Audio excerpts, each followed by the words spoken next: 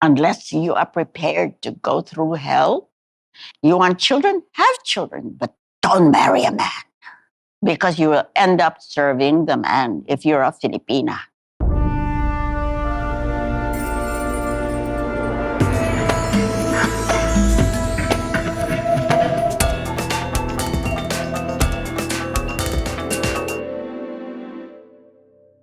When I was painting an abstract for Corito Calau's gallery in the Regent Hotel, Alec yelled across the garden, "Mom, they've killed him!" Maybe one of the most important things was the killing of Ninoy Aquino. And I was at the height of my, inis.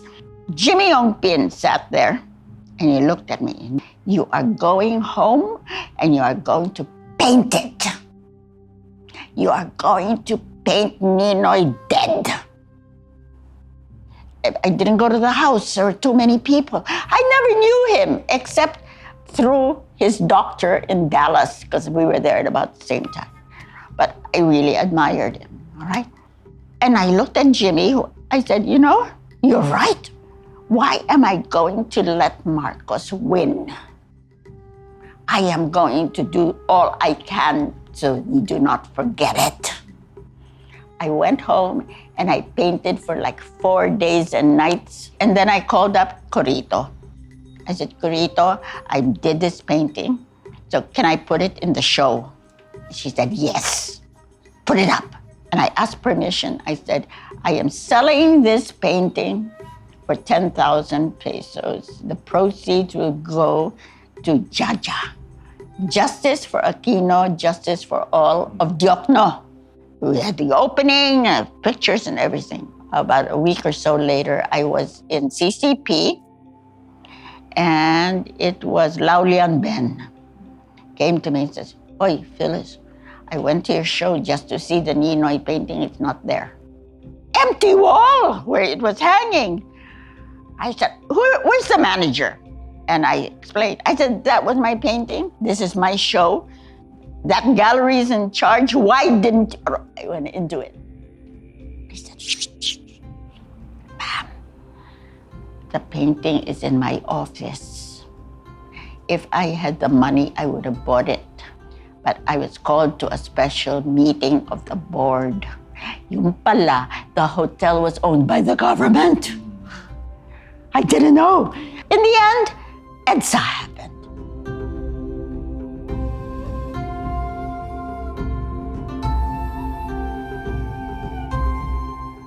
I was born during the Japanese time. My mother's name was Felicitas Nerpanganiban, and she was a pharmacist.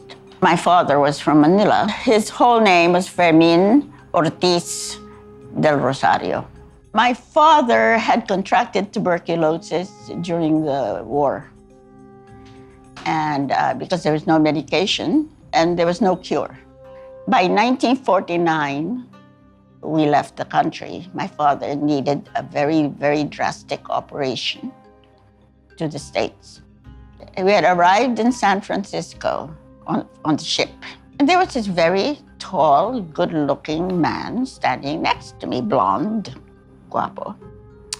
And standing next, my mother was dissolved in giggles. Turned out to be an actor. Wayne Morris was his name. Anyway, he looked down at me, and I remember this. He said, "Hello, little girl. What's your name?" I said, "Felicitas." "What?" "Say that again." I said, "Felicitas." And he said, "Oh, I can't say that." "Never mind, it's Phyllis." My father said, "You know what? We're in the United States. Nobody will be able to say your name." He said, "We'll do it the English way. Phyllis. I became Phyllis. We would live near museums. Isabella Stewart Gardner Museum was there, with the Museum of Fine Arts. My girlfriends and I would play in the park. And we always went into the museum to use the bathroom and to drink from the water fountains. And the guards let us. And I was always getting left behind because I would stop and look at the paintings. That's how it started. I never thought I'd become an artist. I learned to write in the first grade with pen and ink, the Palmer method. We had 2 classes every week just to learn to use pen and ink and to write cursive. And then the nuns would see me doodling. By the 2nd grade, I was doing all their mass cards. And in those days, you could not be a dual citizen. Every year, they would go and get a visitor's visa renewed. And I would have to go because I was on their passport too. The guy who always issued this visa dropped dead one day. There's a new person there who, and I was there listening, said, Mr. Del Rosario, you've been in the United States for 80 years. We know you're not a burden on the economy because you don't work. But it said, you cannot stay on this way. My father was insulted. So he said, no, we're going home. So he said, we'll go home slowly through Europe.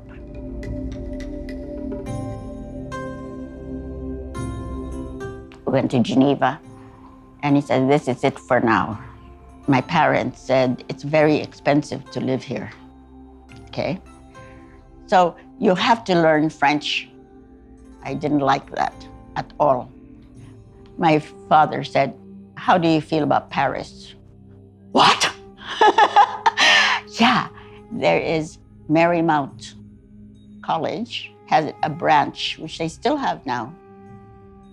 Now, I was graduating from Marymount into the 2nd year. Junior college is what they called it. But then my father died in Barcelona. So we had to have him to be sure he was well embalmed. So we brought him home here. And that's when my life changed. And then Mommy, as usual, wanted to take over and says, don't worry. You can continue college, 3rd year college. I've already enrolled you. I said, it's University of the Philippines, secular or nothing. And I saw UP Diliman. It says, we don't have a course in journalism. You have to go to the English department. My mother said this, that no, she wants to be in a respectable office. So she says, why don't you take banking? I said, no. So I ended up with economics. I graduated in total misery. And it was a real eye-opener because then I got to be Filipino. And Mommy said, you have a job already with Security Bank. I said, no, I don't. I'm not going to work in a bank. What are you going to do? You know, and I got married.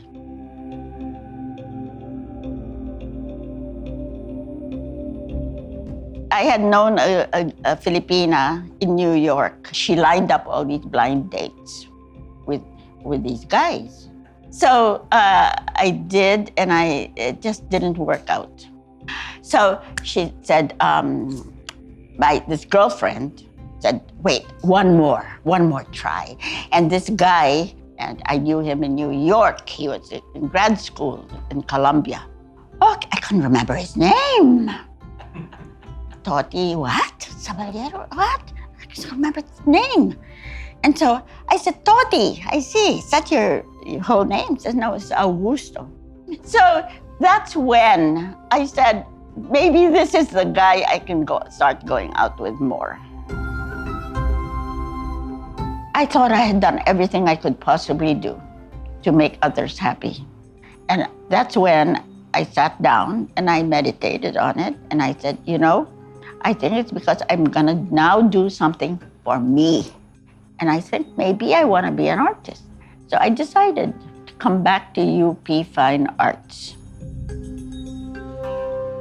Roberto Chabet, he was my guru. If I know something or I feel something about being a serious artist, it would be Bobby Jabet who taught me that. Because if you remember him, he was really passionate about his art. But he always said, after a while, I don't know how to draw. But he knew how color, and he knew how to compose, and he was very intellectual. I remember it was like the first year, and he said, if you're serious about your work, tell me one thing. You decide now. How are you going to sign it?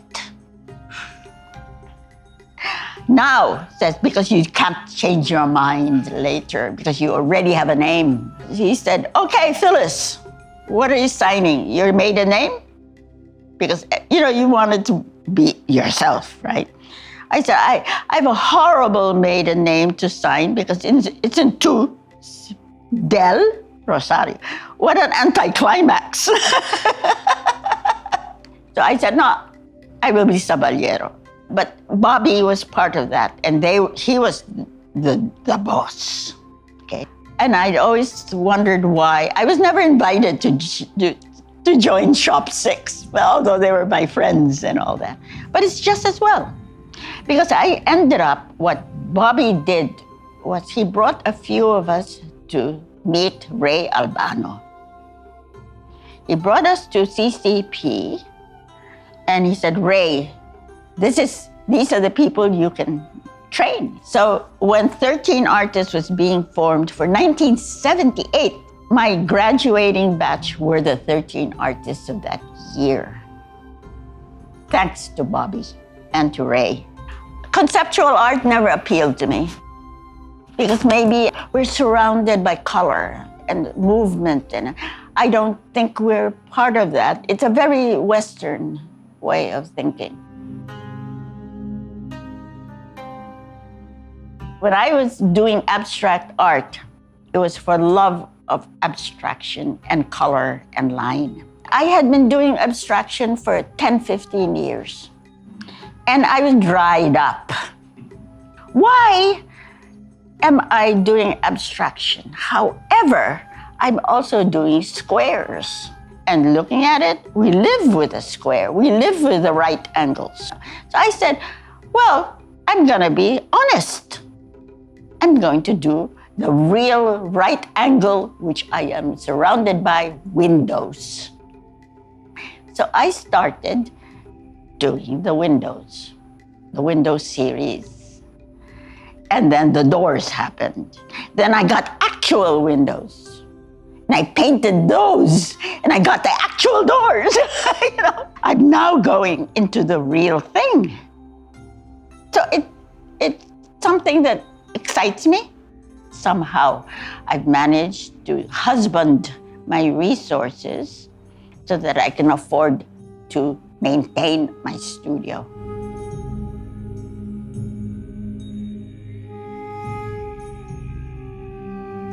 That I really had to be alone.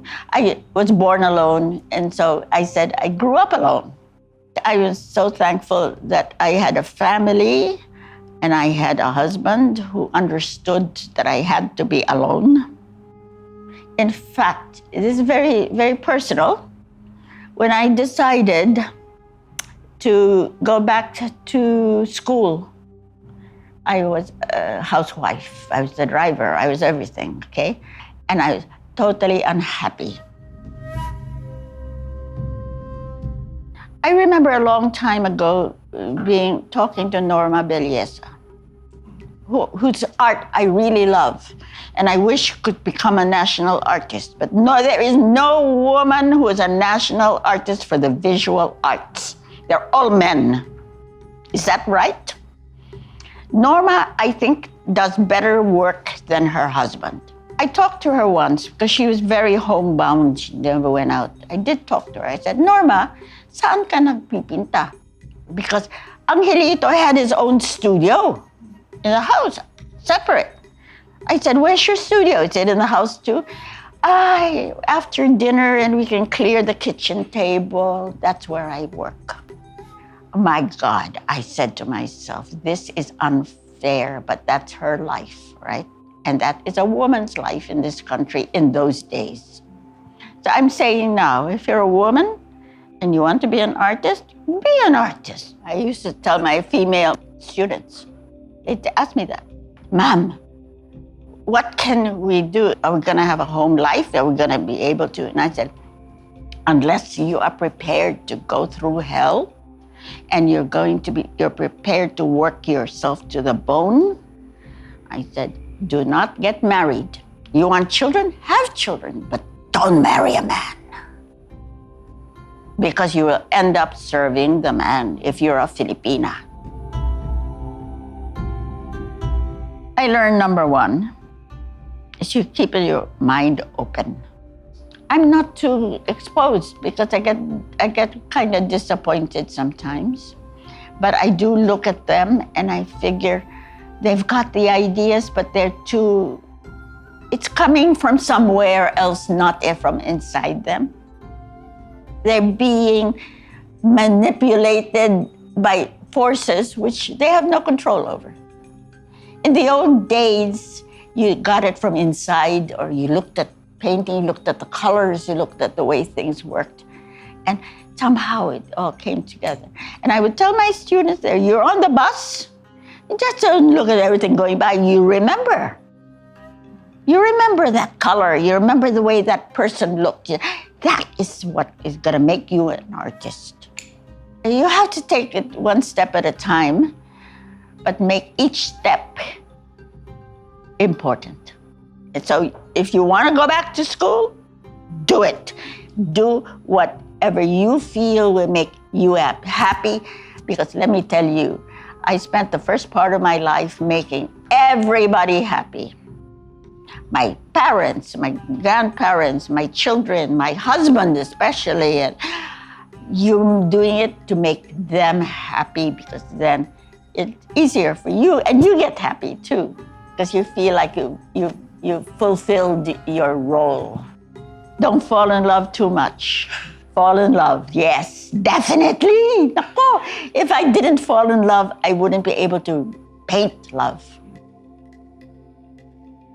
If I had another life to live, I would still be this way.